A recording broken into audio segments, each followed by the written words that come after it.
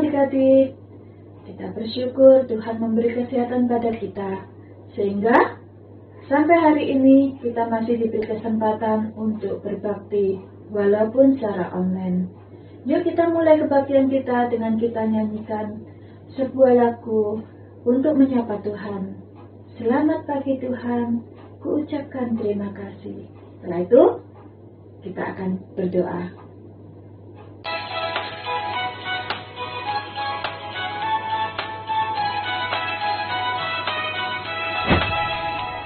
Selamat pagi Tuhan, kuucap terima kasih. Tuhan telah pelihara kami tiap hari. Matahari bersinar dan burung pun bernyanyi. Ku tengah-tengah tinggal Dia.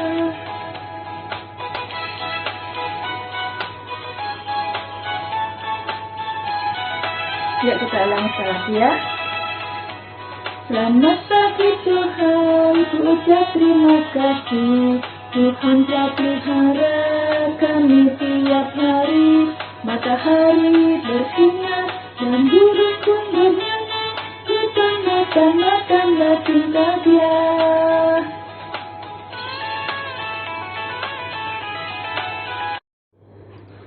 Terima kasih ya Tuhan, karena Engkau begitu baik dalam hidup kami. Kami mengucap syukur Tuhan untuk kesehatan yang Engkau berikan dalam hidup kami. Kami mengucap syukur untuk orang tua yang begitu mengasihi kami.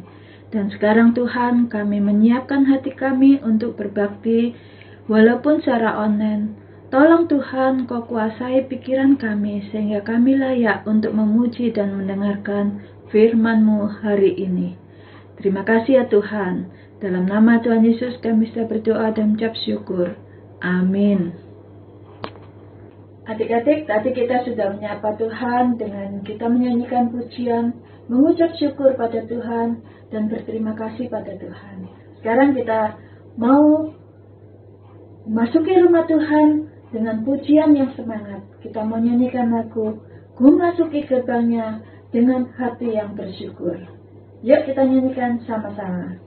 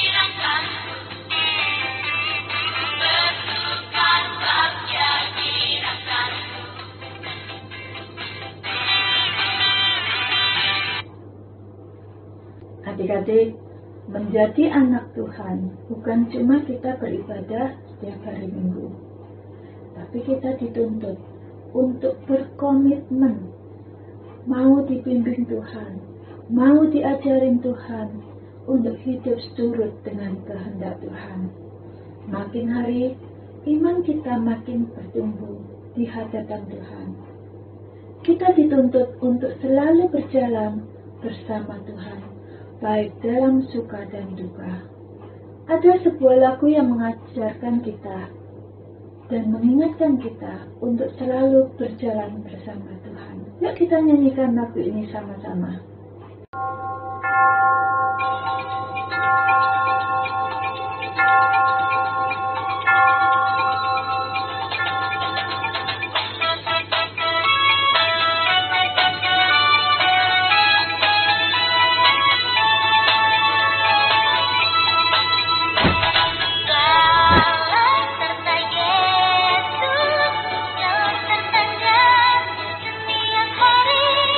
Jalan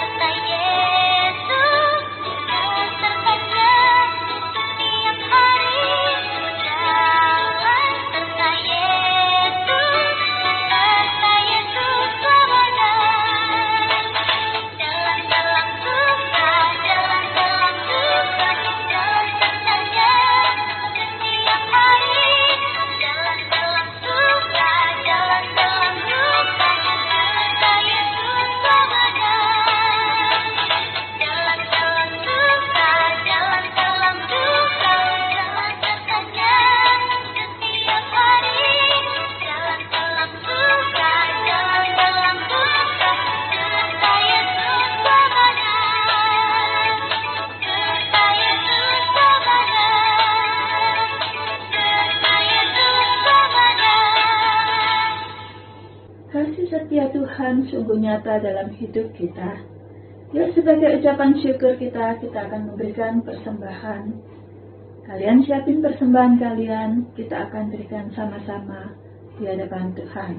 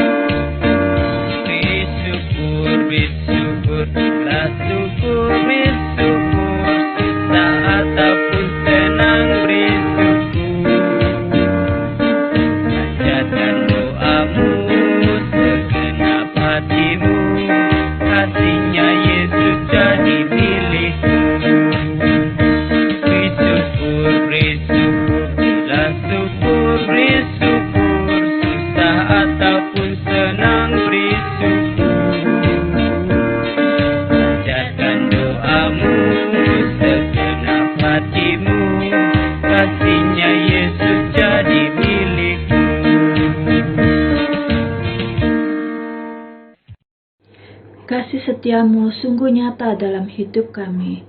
Sebagai ucapan syukur kami Tuhan, kami memberikan persembahan. Terimalah persembahan ini Tuhan, sebagai ucapan syukur kami di hadapan-Mu. Dalam nama Tuhan Yesus kami sudah berdoa dan mengucap syukur. Amin. Adik-adik, beberapa minggu ini kita belajar tokoh Daud. Hari ini kita masih mau melanjutkan bagaimana kehidupan Daud yang telah dipilih dan dipakai oleh Tuhan. Kalian penasaran? Yuk, sebelum kita mendengarkan kelanjutan cerita hari ini, kita mau menyiapkan hati terlebih dulu. Kita mau berkonsentrasi sambil kita nyanyikan lagu Seperti Rusa Rindu Sungaimu. Lalu kita akan berdoa. Kita menyanyikan lagu ini dengan sungguh-sungguh sambil kita menyiapkan hati kita untuk mendengarkan firman Tuhan.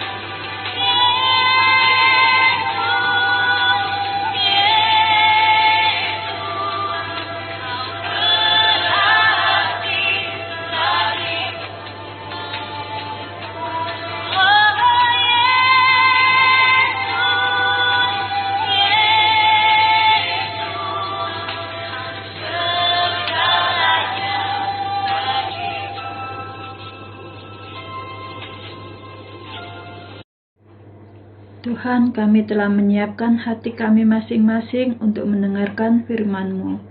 Berbicaralah Tuhan melalui Kak Vera yang akan menyampaikan, supaya firman yang ditaburkan hari ini Tuhan, boleh kami mengerti dan boleh kami terapkan dalam kehidupan kami sehari-hari. Terima kasih ya Tuhan.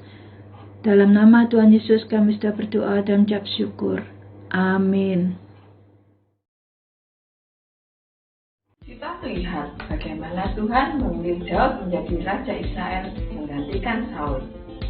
Semua kelihatan sangat baik dalam kehidupan Daud. Daud berhasil membangun kerajaannya. Daud mengalahkan musuh-musuhnya. Daud juga menulis mazmur dan mengajarkannya kepada rakyatnya. Daud tinggal di istana yang sangat indah bersama anak-anaknya yang sudah besar. Kemenangan demi kemenangan membuat Daud terlena. Daud memiliki pasukan yang sangat banyak dan panglima perang bernama Yoab. Yoab dan pasukannya sedang melawan orang Amon, tetapi kali ini Daud tidak ikut dengan mereka. Daud memutuskan untuk tinggal di istana. Kemenangan demi kemenangan membuat Daud berhenti bergantung kepada Tuhan. Daud bahkan dapat tidur pulas dan tenang ketika bangsa Israel berada dalam ancaman orang Amon. Apa perlunya berlutut dan memohon kepada Tuhan? Pasukan Israel sudah terlalu kuat bagi siapapun. Nah, karena Daud sudah terlena, membuat Daud rentan terhadap dosa. Mengapa? Nah, karena ketergantungan kepada Tuhan sudah longgar, hati nurani Daud mulai kehilangan ingatan akan firman Tuhan, maka dosa pun akan datang. Pada hari itu, Daud berjalan di atas soto istana, atap istana, dan Daud bisa melihat sekeliling istana. Ketika melihat keluar, Daud melihat Batsheba sedang mandi, seorang perempuan yang cantik, istri Uria. Uria adalah salah satu tentara yang terkuat dalam pasukan Israel. Daud menyuruh orang memanggil Batsheba untuk datang ke istana Raja Daud. Dan malam itu juga, Daud tidur bersama Batsheba.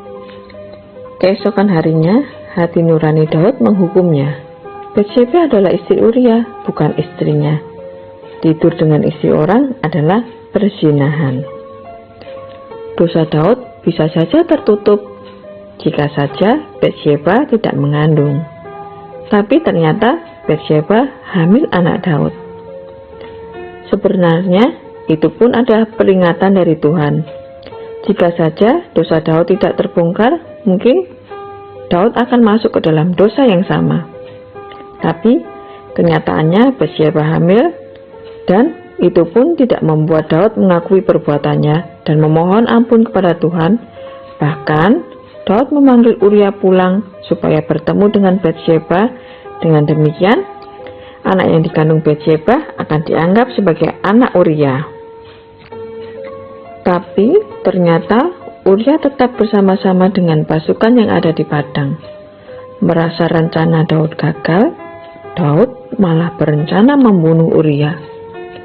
Daud menyuruh Yoab untuk menempatkan Uria di barisan depan. Ketika mengepung kota musuh, kemudian kalau musuh keluar dari kota, biarlah pasukan Israel mundur dan membiarkan Uria seorang diri, supaya Uria mati di sana. Yoab berbuat sesuai dengan perintah Daud, dan beberapa hari kemudian datanglah kabar bahwa Uria sudah mati. Batsheba sedih dan bergabung beberapa waktu. Dan kemudian Daud memanggil Batsheba ke istana untuk menjadi istri Daud. Dan beberapa bulan kemudian Batsheba melahirkan seorang bayi laki-laki yang sangat dikasihi oleh Raja Daud. Hal yang dilakukan Daud sangat jahat di mata Tuhan. Lalu Tuhan mengirimkan Nabi Nathan dengan pesan untuk Raja Daud. Aku membawa pesan dari Tuhan untukmu. Katakanlah, kata Daud. Ada seorang kaya yang mempunyai banyak domba, dan ada orang miskin yang hanya punya seekor anak domba saja. Waktu orang kaya itu kedatangan tamu, ia tidak menyembelih salah satu dombanya untuk menjamu. Ia mengambil anak domba orang miskin itu dan menyembelihnya untuk menjamu tamunya. Hah? Orang kaya itu seorang pencuri yang kejam. Ia harus dihukum mati, kata Daud. Engkaulah orang itu. Tuhan telah memberimu banyak berkat. Mengapa engkau tidak memperdulikan perintah Tuhan? Engkau mengatur supaya Uria terbunuh dalam pertempuran, dan istri Uria kamu ambil sebagai istrimu. Lalu Daud menundukkan kepalanya. Aku telah berdosa kepada Tuhan. Ya, Tuhan telah mengampunimu. Engkau tidak akan mati, tetapi bayi yang dilahirkan oleh Batseba akan mati. Tapi Tuhan masih sayang pada Daud. Tuhan memberi lagi seorang anak laki-laki kepada Daud dan Batseba. Namanya Salomo. Salomo sangat dikasihi Tuhan. Daud menyerahkan anak ini dalam pengawasan Nabi Nathan untuk mengajarinya, untuk mengasihinya, dan menghormati Tuhan. Nabi Nathan juga berbicara tentang masalah yang akan datang dalam keluarga Daud. Apa ya masalahnya? Absalom, anak kesayangan Raja Daud, adalah seorang anak laki-laki yang tampan. Rambutnya panjang dan bagus, dan ia pintar berbicara. Absalom mencuri hati rakyat Israel, sehingga mereka mulai senang kepada Absalom daripada kepada Raja Daud. Pada suatu hari, Absalom minta izin kepada ayahnya untuk pergi ke Hebron. Apa yang dimaksud dengan Absalom? Banyak orang berkumpul di Hebron yang berpihak kepada Absalom. Absalom meniup sangkakala dan rakyat Hebron berseru, Absalom Raja, Absalom Raja. Seorang utusan datang ke Yerusalem dan menyampaikan kepada Daud bahwa Absalom menjadikan dirinya raja di Hebron. Absalom sedang menuju ke Yerusalem dengan pasukannya yang berjumlah besar. Baru sekarang Daud tahu betapa jahat hati Absalom. Kesusahan yang telah dikatakan Tuhan sudah datang dari anaknya yang paling dikasihi Daud. Selanjutnya terjadi peperangan yang besar di antara tentara Daud dan Absalom. Tapi Raja Daud tidak ikut dalam perang itu. Tuhan memberikan kemenangan pada pihak Daud, dan Absalom melarikan diri dengan kudanya.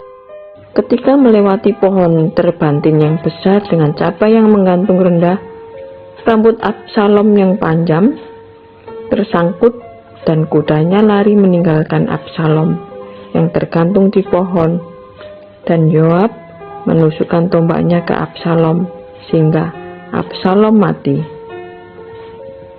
Ketika Raja Daud mendengar kabar kematian Absalom, Daud menjadi sangat sedih. Adik-adik, apa yang dapat kita pelajari mengenai cerita Daud? Daud seorang raja yang dapat jatuh ke dalam dosa. Bukankah kita juga sama seperti Daud yang dapat jatuh ke dalam dosa? Kalau kita menyesal dan meminta ampun akan dosa kita, maka Tuhan akan mengampuni dosa kita dan membersihkannya. Dan kita dapat memulai hidup kita sesuai dengan kehendak Tuhan. Jika hidup kita nyaman, semua tersedia, untuk apa kita berdoa dan memohon kepada Tuhan? Tapi disitulah justru kelemahan kita. Nah, adik-adik, kita harus selalu taat dan hidup dalam kesucian Allah. Terus bertekun memelihara relasi kita dengan Tuhan dan melakukan firman-Nya.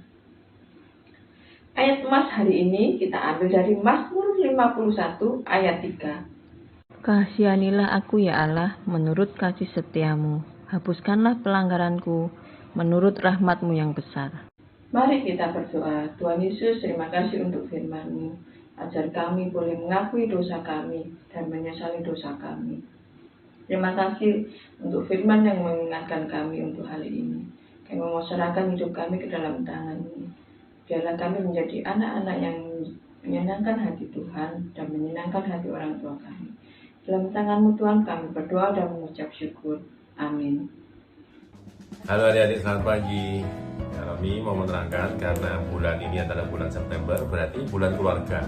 Nah, karena bulan keluarga, Roni mau kasih kalian project selama bulan keluarga, selama bulan September. Nah, Roni akan mengirimi kalian ke rumah masing-masing sebuah paket yang isinya adalah ini, karton yang sudah dilipat, ya, dan kertas lipat, ya. Untuk apa ini? Nah, Kak Roni akan terangkan lewat video, ya. Kalian perhatikan, oke? Kalian ambil penggaris, ya, sama bolpen atau pensil, lalu digaris sesuai lebarnya penggarisnya, ya. Dikasih garis tepi dengan kotak itu.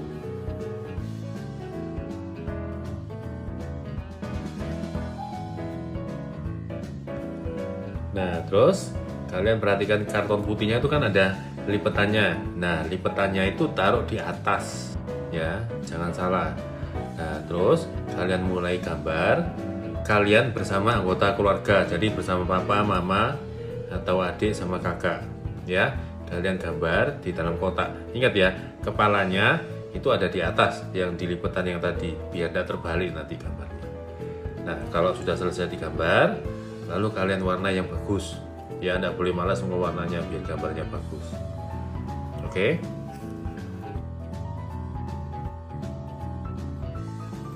Nah, adik-adik, ini adalah gambarnya punyanya Kak Roni yang sudah jadi, yang sudah digambar dan sudah dikasih warna.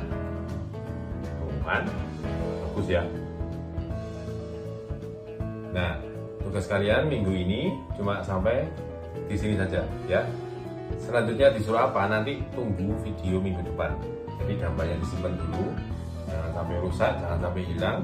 Nanti tunggu instruksi guru sekolah minggu berikutnya. Yang pasti nanti aktivitasnya, proyek ini akan bersambung terus sampai akhir September, dan nanti hasil akhirnya nanti akan dinilai yang paling bagus. Ya, oke. Nah, selamat mengerjakan anak-anak. God bless you. Adik-adik, melalui firman Tuhan hari ini, kita belajar bahwa Allah sangat membenci dosa. Karena Allah itu kudus. Tapi Allah mau mengampuni kita kalau kita memohon ampun pada Tuhan atas dosa yang telah kita perbuat. Biarlah lagu ini boleh menguatkan kita bahwa kita anak-anak Allah, sudah diampuni oleh Tuhan dosa-dosa kita melalui pengorbanan Tuhan di atas kayu salib. Yuk, sebelum kita akhiri kebaktian kita nyanyikan lagu ini sama-sama. Lalu kita akan berdoa.